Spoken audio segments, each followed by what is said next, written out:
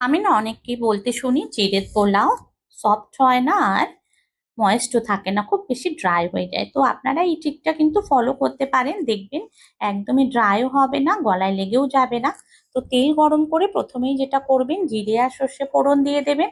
সর্ষে যখন ফাটতে শুরু করবে তখন তার মধ্যে মিহি করে টুকরো করে কেটে রাখা আলু দিয়ে দেবেন।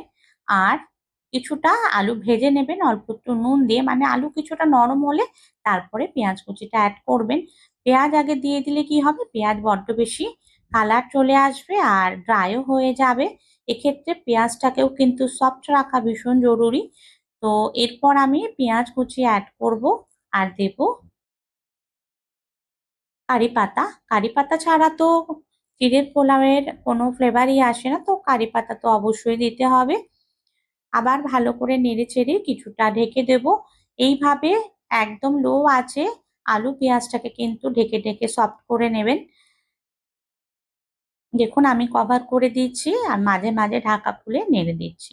এর মধ্যে এবার আমি বাদামের বদলে অ্যাড করব কর্ন। আমার কাছে সুইট কর্ন ছিল, এই কর্নটা দিলে কিন্তু চিড়ের পোলাও খেতে ভীষণ ভালো লাগে। বাদাম অনেকেই হজম করতে পারে না, গ্যাসের প্রবলেম হয়। আমার বাড়িতেই যেমন মেয়েরা একেবারে বাদাম খেতে চায় না, তো এর জন্য আমি ওদের এরকম কর্ন দিয়ে করে দিই। তো আমি এক মুঠো কর্ন এর মধ্যে দিয়ে দিয়েছি। এরপর এর মধ্যে দেব কাঁচা লঙ্কা কুচি। ঝালটা তো অবশ্যই নিজেদের পছন্দ মতন অ্যাড করবেন। এর মধ্যে এবার হলুদ দিয়ে দিলাম। ভালো করে হলুদের সাথে আলু পেঁয়াজ সমস্ত কর্ন মিশিয়ে নেব। তারপর আমি এর মধ্যে যে চিড়েটা ভালো করে ধুয়ে রেখেছিলাম সেই চিড়েটা অ্যাড করে দিচ্ছি।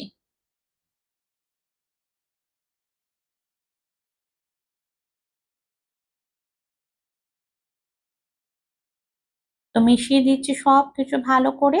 এখন এর মধ্যে প্রয়োজন মতো নুন দিলাম। চিড়ের পোলাও বানাতে গিয়ে কখনো কিন্তু আঁচটাকে হাই ফ্লেমে রাখবেন না।